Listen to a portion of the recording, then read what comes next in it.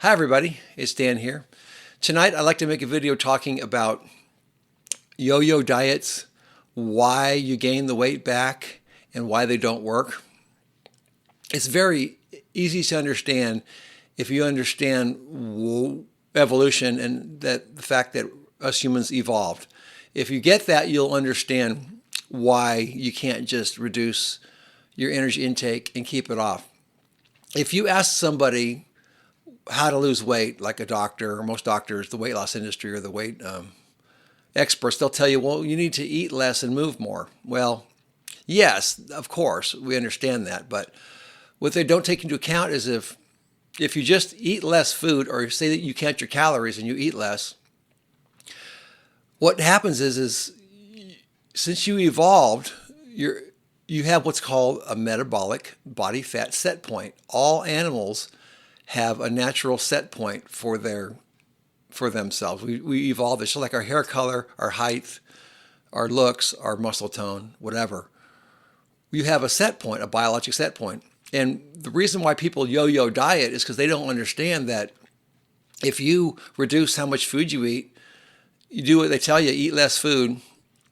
What happens is you'll start to drop weight, sure, but the problem is that whatever your body fat is when you start your diet, that's your set point that you evolved to keep you alive. And what you'll do is you'll lose body fat. And what happens is, since you're telling your body, hey, there's a famine, there's not enough food to eat. Your body wants to be at, say, at 200 pounds, and you're trying to diet yourself down to 150 pounds or something.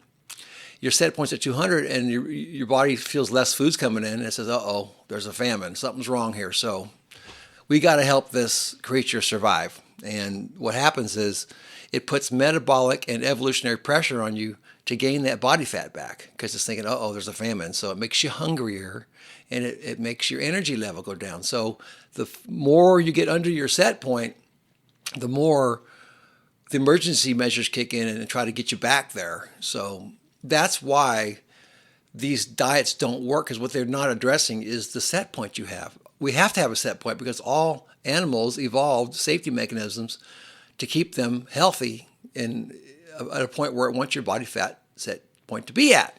So that's why they don't work. So the key is you got to lower that set point. How do you lower your body fat set point? What makes it go up? I can tell you exactly what it does. Fructose.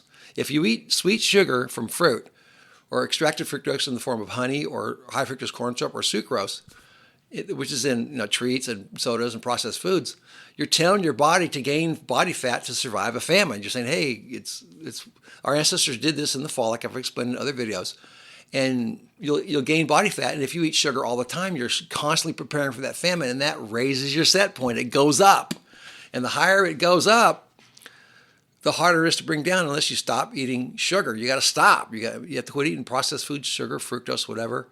And whatever, there's many other things that cause it to go up too, but fructose is the main one. Well, that's the key to getting rid of that body fat. You got to stop with the fructose consumption. I eat a carnivore diet, no carbohydrates, because I'm older, so I don't eat starches either. But that's what lowered my set point.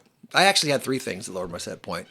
I lowered it by a carnivore diet. I lowered it by sun exposure and vitamin D, supplementation, and I lowered it by sprinting because that got me fitter and it lowered my set point. And I've lost 40 pounds and kept it off for 3 years because I lowered my set point. So that's why yo-yo diets don't work, because that's why calorie counting doesn't work. Calorie counting is nothing but temporary fat loss.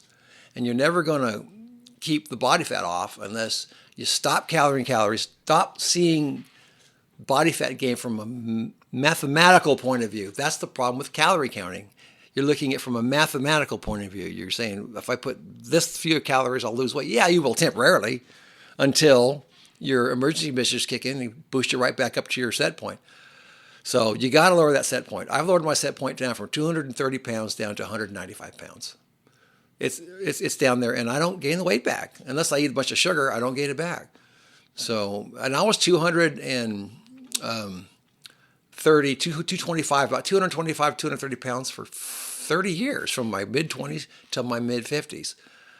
My set point was I was eating too much sugar and too much processed foods and too much starches and stuff, and my body fat percentage just stayed high until I figured this all, started seeing it from an evolutionary point of view. It's when I lowered my body fat percentage, got thinner, got fitter. So that's the key. Yo-yo dieting, most people don't understand it. All these professionals and doctors and experts, they don't understand what's going on. They're seeing it purely from a scientific point of view. Hey, human beings were not created by science. We're created by evolution. And once you get down to the evolution and see that all your metabolic processes are survival mechanisms, you can finally figure out what it takes to lower that set point and to get yourself healthy. See it like a caveman, like in my book. You got to lose weight the smart way by mimicking what our ancestors did who did not get fat. They didn't eat tons of sugar. They didn't avoid the sun. They exercised intensely. They didn't have any chemicals in their body. So that's the key. Just don't listen to people that tell you that calorie counting, hey, calorie counting will work. It won't. It's temporary fat loss.